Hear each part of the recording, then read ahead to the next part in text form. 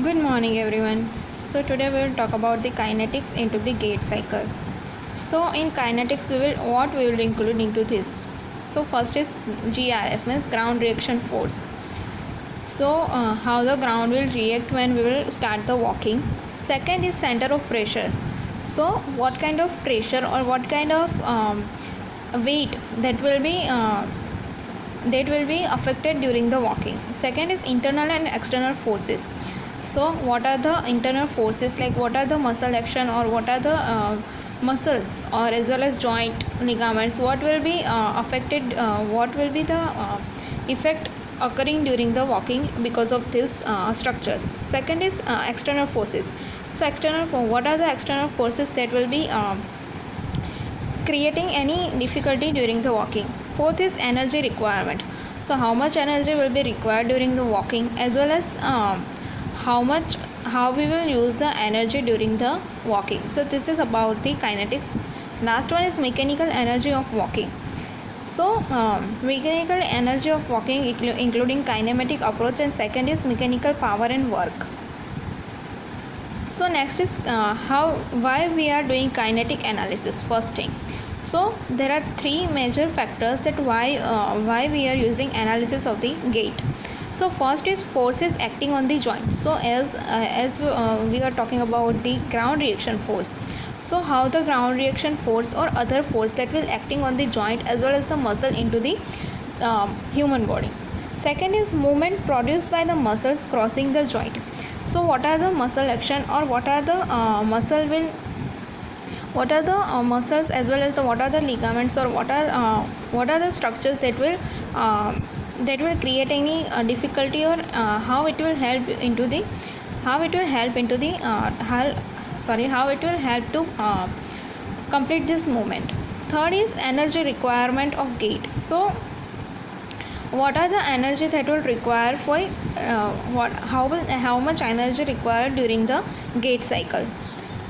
First is ground reaction force. And what is the ground reaction force? First of all, so ground reaction force means when we will start to walking. So at that time, as our feet are going to touch, as when we will start walking, at that time as the feet will touch into the ground, at that time ground will also give some reaction. So this reaction is mainly force, so which is known as the ground reaction force. Now ground reaction force is the ground or flow reaction to the muscular action. So as the feet is going to be touch, feet will going into the touch with the surface. So at that time for the muscular action, this floor or ground will be it will react against them, and it will create a force. Now the weight of the body transmitted through the feet. Now hold the weight of the body which will transmit through the feet, and whatever the force will be created by the ground reaction, which will be created by the ground, it will be transferred into the body through the feet. So this is the plate, and that plate on that person is walking. So this is about the ground reaction force. Now ground reaction force has three components. So first component, which is ground reaction force, are described by using a Cartesian coordinate system with forces expressed along vertical, anteroposterior and mediolateral axis. So these three components of the what are the three components of the ground reaction force? So among three of them, first is ground reaction force, which is described by using the Cartesian coordinate system. So this system will help to describe the ground reaction force with which will express how it will express. So vertical, anteroposterior and mediolateral axis will express or it will describe the forces which is created by the ground or floor. Second is the vector, some of the force components. So all the vertical, anteroposterior and mediolateral axis which will create the forces.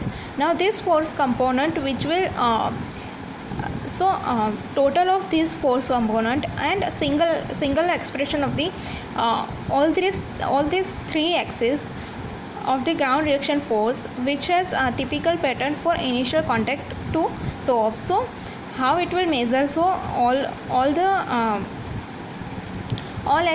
sum of the all axis component or all forces components and single expression of the every axis, that will be this ground reaction force will be measured by the Cartesian coordinate system. Now it will be measured through the initial contact to the toe off. So what is vertical component? So basically what we have to remember in this, so vertical component means how the vertical axis will what are the vertical axis force which will be created by this vertical axis. So vertical force component is required to counteract the pull of gravity and must be equal to body weight. So this pull of gravity as well as the body weight of the human, so this both will be mainly into the now this pull of the gravity as well as the body weight of the human, which is mainly it must be equal into the this both must be into the equal size, as well as because of as this both will be into the equal size, so it will maintain the center of mass of the body as a height from the ground. Second is when force greater than the body weight, now center of mass accelerate upward and vice versa. If the body weight is greater than this ground reaction force, so the center of mass which will accelerate upward or downward. Third one is this vertical component. When we will measure the vertical ground reaction force, at that time this ground reaction force will be measured as a M-shaped. So M-shaped or double humped. So this is known as the hump, and this is known as the valley. So what we have to remember, that it is mainly into the M shape. Second, there can be a spike at heel. So when we will doing the hill, when the heel will be into contact with the surface, at that time it will be create a spike. Third is hump during the loading response. So this is about the loading response, this both. Fourth is valley at mid stance, and next is hump in pre-swing. So this is about the vertical ground reaction force. Now how we will measure? So how much gait cycle it will completed by the patient or person, then how much body weight the patient having. So it will this is the one how we will measure the vertical component. Second is this slide will show that this is the ground reaction force during the vertical force, like it is into the M shaped, like double hump and valley. Second, this will show us, so it will